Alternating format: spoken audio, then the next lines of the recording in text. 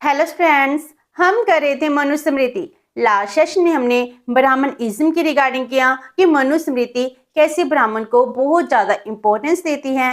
And आज हम अपने सेशन में करेंगे मनुस्मृति में political ideas of Manu. Manu के पॉलिटिकल आइडियाज कैसे हैं, वो स्टेट को कौन सा स्टेटस देते हैं, कि स्टेट का ओरिजिन कैसा हुआ है, जो किंग है किंग की कौन सी पावर्स हैं जिसको हम डिविनिटी पावर्स कहते हैं, और स्टेट के रिगार्डिंग सप्त अंगा थ्योरी, जुडिशरी के रिगार्डिंग वो कहते हैं। जो डिफरेंट एस्पेक्ट्स हैं हम इन सब की स्टडी करेंगे। तो first one is origin of the state. Manusmriti क्या कहती है, स्टेट का जन्म कैसे हुआ, तो इसके लिए डिवाइन थ्योरी है।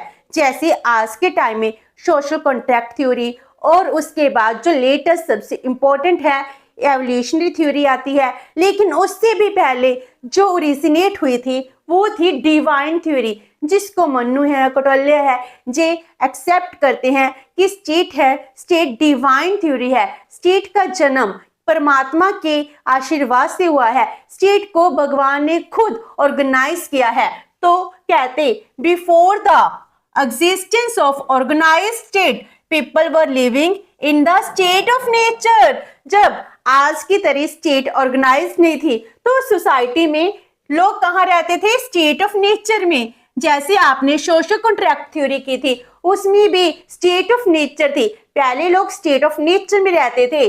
और इसमें मनु की व्यू कैसी है, जैसे हब्स ने डिफाइन किया था स्टेट ऑफ वॉर, क्योंकि स्टेट ऑफ नेचर में सभी लोग सेल्फिश थे, तो किसी पर भी ट्रस्ट नहीं करते थे, मिसट्रस्ट बहुत ज्यादा था, एक दूसरे को मारने की कोशिश करते थे। तो ये सिचुएशन थी स्टेट ऑफ वॉर। तो इस तरह लोग बहुत ज्यादा परेशान थे, तो उन्होंने क्या किया, पीपल अप्रोच लॉर्ड ब्रह्मा, जो ब्रह्मा जी हैं उनको अप्रोच करते हैं और कहते हैं जो हमारी दुख तकलीफ है इनको खत्म कीजिए। इसीलिए ब्रह्मा जी ने किसका जन्म दिया, एक किंग को दिया।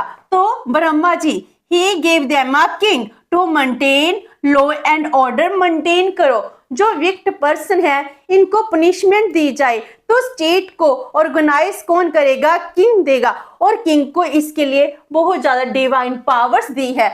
तो मनु यही मानते हैं कि एक स्टेट ऑर्गेनाइज परमात्मा की वजह से हुई है, ब्रह्मा ही सुप्रीम है, उन्होंने लोगों को प्रोटेक्ट करने के लिए किंग है, किंग का बर्थ किया। तो किंग परमात्मा का ही रूप माना जाता है। तो ओरिजिन ऑफ किंगशिप, जिसमें divine powers of the king है, इसके रिगार्डिंग बात कही गई है। तो जो किंगशिप है जे कौन सी नेचर की है, डिवाइन इन ओरिजिन, क्योंकि स्टेट है, स्टेट के लिए हम डिवाइन थ्योरी मानते हैं। उसी तरह किंगशिप में भी यही कहते हैं कि it is divine and origin and utilitarian in purpose. तो जो डिवाइन पावर से जिसका जन्म हुआ है, लेकिन इसकी बहुत ज्यादा यूटिलिटी है, लोगों को इसकी जरूरत थी, इसकी इंपॉर्टेंस थी, इसीलिए स्टेट है, किंगशिप है, इसका जन्म होता है। तो ये यूटिलिटेरियन है इन पर्पस, ऐसा नहीं है हमको जरूरत नहीं है। लोगों ने खुद ही ब्रह्मा जी को अप्रोच किया था और उसके बाद उनसे रिक्वेस्ट की थी कि इस सोसाइटी को ऑर्गेनाइज किया जाए, इसीलिए एक किंग का जन्म होता है। इसलिए क्या है, यूटिलिटेरियन इन पर्पस। किंग, जो किंग का जन्म हुआ है इसको परमात्मा ने दिया है, ब्रह्मा जी ने दिया है। तो जो किंग है, king appeared in human form, वो ह्यूमन फॉर्म में इस धरती पर प्रकट होता है। हु हैव डिवाइन क्वालिटीज, जिसके पास परमात्मा की शक्तियां हैं। जो भी किंग होगा उसको परमात्मा अपनी शक्तियां देकर भेजता है, जैसे इंद्र, वायु, अग्नि, यम, कुबेर, सन, मून, इनकी जो सब शक्तियां हैं वो सब शक्तियां किसमें आती हैं, वो किंग के पास होती हैं। तो जो डिविनिटी ऑफ द किंग में बिलीव करते हैं, इसीलिए ये कहते हैं कि जो भी किंग बनते हैं परमात्मा ने उसको अपनी पावर्स दी हैं। अगर हम अपनी एपिक हिस्ट्री में देखते हैं, हम लॉर्ड कृष्णा की बात करते हैं, वो भी राजा थे लेकिन उसको क्या था, डिवाइन पावर दी थी। राम जी थे, राम को भी डिवाइन पावर दी गई थी, वो भगवान के ही रूप माने जाते हैं। तो इस तरह divine power of the king ये बात करते हैं। आफ्टर दैट ये तो स्टेट का ओरिजिन था, लेकिन स्टेट वर्क कैसे करती है इसके लिए ये थ्योरी देते हैं सप्त अंगा थ्योरी ऑफ द स्टेट। तो तो स्टेट के 7 अंग है, सब अंग थ्योरी ऑफ द स्टेट। इसीलिए तो ये कहते हैं कि 7 अंगों से मिलकर स्टेट बनती है। अगर जिस स्टेट के अंग नहीं मिलेंगे तो स्टेट अच्छे से प्रॉपर वर्क नहीं कर सकती है। तो कौटिल्य ने भी सप्त अंगा थ्योरी है उसको बहुत अच्छे से डिफाइन किया है। वो भी सप्त अंग में बिलीव करते हैं, मनु भी सप्त अंग थ्योरी में ही बिलीव करते हैं। तो ये 7 अंग कौन कौन से हैं और इसको उस टाइम क्या कहा जाता था और इसको हेड की हमारी बॉडी के कौन से पार्ट से कंपेयर किया गया है।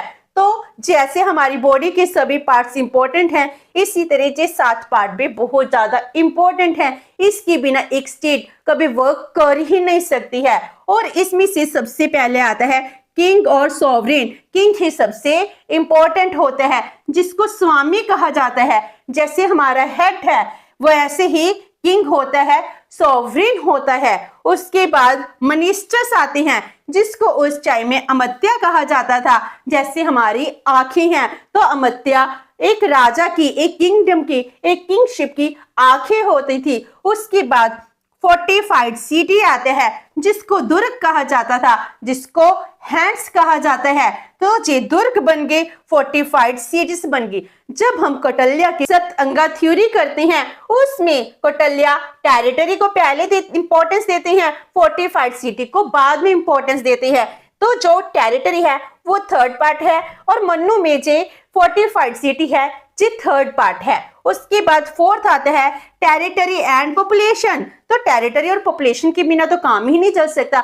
आज भी स्टेट के जो एसेंशियल एलिमेंट्स हैं इसमें टेरिटरी एंड पॉपुलेशन है, बहुत इंपॉर्टेंट है, जिससे राष्ट्र बनता है। तो इसको क्या कहा जाता है, राष्ट्र।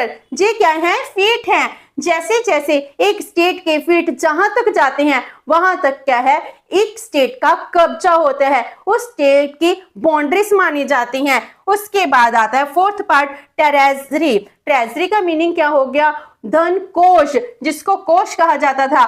जो भी फिनांस है वो सब किस में इंक्लूड किया जाता है, ट्रेजरी में इंक्लूड किया जाता है। तो जैसे हम खाना खाते हैं हमारी रिक्वायरमेंट्स फुलफिल होंगी, वो माउथ से होती हैं, वैसे ही ट्रेजरी से सारी रिक्वायरमेंट्स हैं वो फुलफिल होती हैं। After that army. आर्मी के बिना अगर हम कहे जो हमारा एडमिनिस्ट्रेशन है स्मूथ वर्क करेगा, नहीं कर सकता।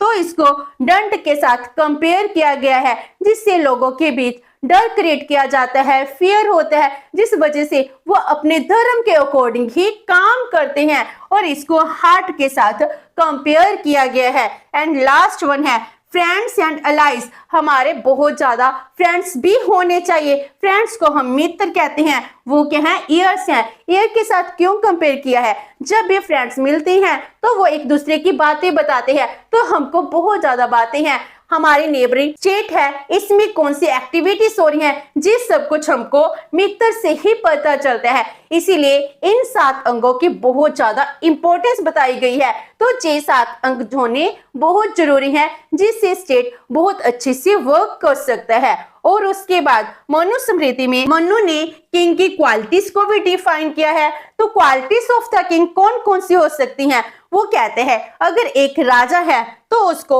वेदास की बहुत अच्छी नॉलेज होनी चाहिए, वो सेकुलर होना चाहिए। जैसे हम आज के टाइम में सेकुलर स्टेट की बात करते हैं, तो उस टाइम भी यही कहा गया कि एक सेकुलर किंग होना चाहिए, डीप थॉट होनी चाहिए, और उसको सारी पॉपुलेशन उसको पसंद करती हो, उसकी रिस्पेक्ट करती हो, क्योंकि वो सबसे सुप्रीम होता है। उसने अपने आप को जितने भी वाइसेस हैं, अपने भी अवगुण हैं, उनसे अबव उठ सके। और वो इंटेलिजेंट होना चाहिए, उसका कैरेक्टर अच्छा होना चाहिए, उसको हर एक एस्पेक्ट की नॉलेज होनी चाहिए, तभी जाकर एक राजा बन सकता है।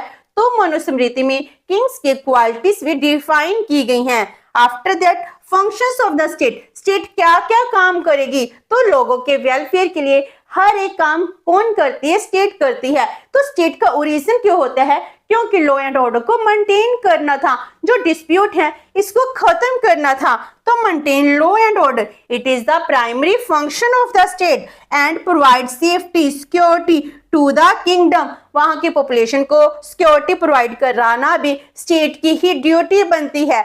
और जो जनता है, जनता की छोटी छोटी नीड्स हैं, इनको भी फुलफिल कराना स्टेट की ड्यूटी बनती है और उनके साथ कुछ भी गलत ना हो, जैसे फूड अडल्ट्रेशन है, इसको प्रिवेंट करना, अगर हमारी प्राइवेट प्रॉपर्टी है इसको प्रोटेक्ट करना, थीव्स है, रॉबरी है, इससे भी जनता को प्रोटेक्ट किया जाए। तो एक स्टेट को सुरक्षित बनाना जो एक राजा की ड्यूटी बना दी गई है। तो इस तरह फंक्शंस ऑफ द स्टेट है वो भी मनुस्मृति में डिफाइन किए गए हैं। Next is ministers and officers. जो एक किंगडम है उसके लिए एक किंग अकेला सारा काम नहीं कर सकता है, इसीलिए मिनिस्टर्स एंड ऑफिसर्स की भी जरूरत होती है, जिसको हम आज के टाइम में काउंसिल ऑफ मिनिस्टर्स कहते हैं। तो मनुस्मृति में ये कहा गया है 7-8 members in council of ministers होने चाहिए ताकि राजा अच्छे से काम कर सके।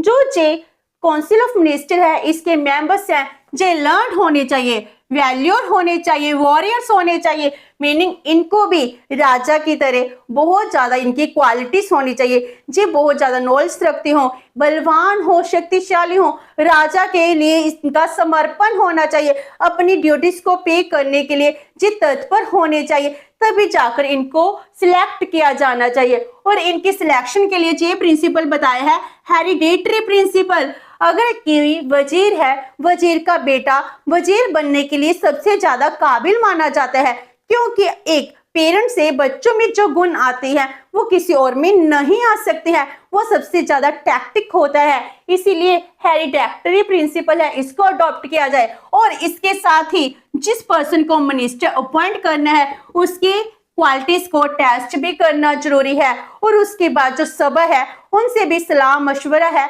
वो कर लेना चाहिए। तो इस तरह एडवाइस के बाद ही एक राजा को देख जांच पड़ताल कर कर ही एक मिनिस्टर को सिलेक्ट करना चाहिए। After that taxation and revenue administration.